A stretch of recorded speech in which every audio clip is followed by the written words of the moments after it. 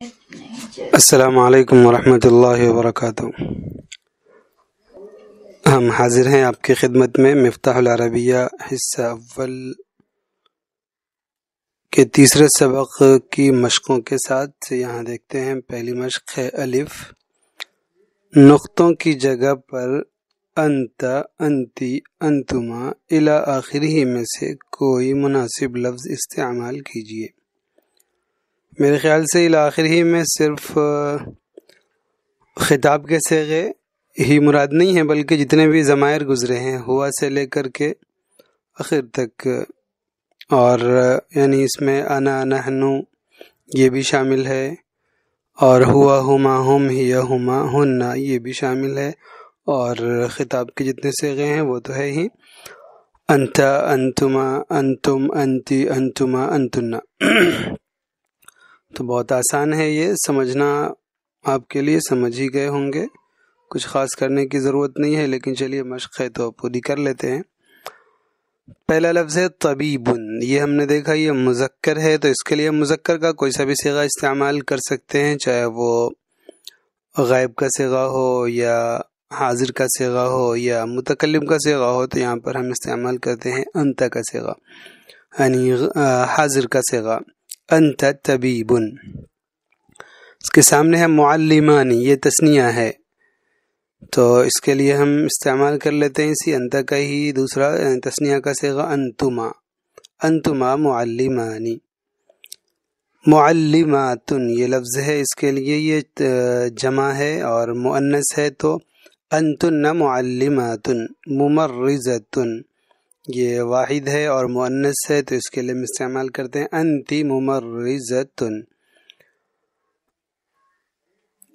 تلمیذات یہ جمع ہے اور مؤنث ہے، تو ہم نے اس کے لیے استعمال کیا، یہ تھوڑا بدل لیتے ہیں، غائب کا صیغہ ہن تلمیذات۔ جالسانی یہ تثنیہ ہے اور مذکر ہے، اب تک متکلم کا صیغہ نہیں آیا، تو یہاں پر ہم نحن استعمال کر لیتے ہیں، نحن جالسانی۔ جالستان یہ مؤنث ہے اور تثنیہ ہے، تو ہما جالستانی۔ مدرسون یہ جمع ہے اور مذکر ہے، تو ہم مدرسون۔ قارئ آئیے ایک اور متکلم کا صیغہ استعمال کر لیتے ہیں، انا قارئ۔ کاتبان دو کاتب، دو لکھنے والے، یہ تثنیہ ہے اور مذکر ہے، تو اس کے لیے انتما کاتبان۔ کاتبون جمع ہے اور مذکر ہے، انتم کاتبون۔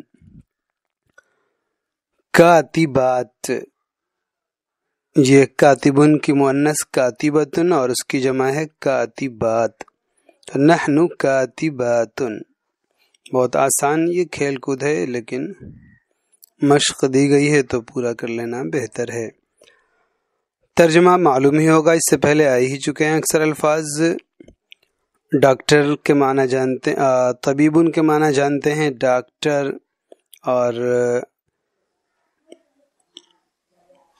معلمات یہ استانیہ، یہ اردو میں معلمات بھی استعمال کیا جاتا ہے۔ تلمیذات طالبات یہ تلمیذتن کی جمع ہے۔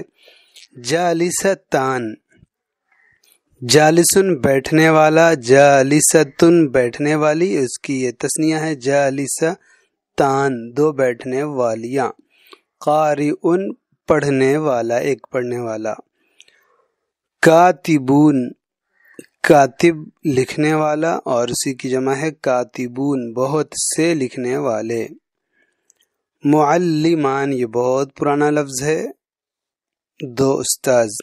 ممرضۃ تیمارداری کرنے والی، جس کو اصطلاحاً نرس بولتے ہیں، تو ممرضۃ ایک نرس۔ جالسان دو بیٹھنے والے مرد۔ مدرسون یہ بہت پرانا، اس کا بعینی استعمال بھی ہے اردو میں، بہت سے اساتذہ۔ کاتبان یہ کاتبن کی تثنیہ، کاتبان دو لکھنے والے۔ کاتبات کاتباتن بہت سی لکھنے والیاں۔ جی، تو بہت سے الفاظ وہ ہیں جن کا ہم دیکھ رہے ہیں اردو میں بھی استعمال ہے، طبیب خود استعمال ہے، اور معلمات استعمال ہے، مدرس استعمال ہے، کاتب استعمال ہے، تو اردو میں بھی اور عربی میں بھی. لیکن اس استعمال کا یہ مطلب نہیں ہے کہ جتنے بھی ہمیں اس طرح کے الفاظ ملے، ہم اردو میں ہو ہمارے سامنے تو ہم اس کی عربی بنانی ہو تو فوراً اسی کو بنا دیں. ایک یاد آیا، ہمارے ایک استاذ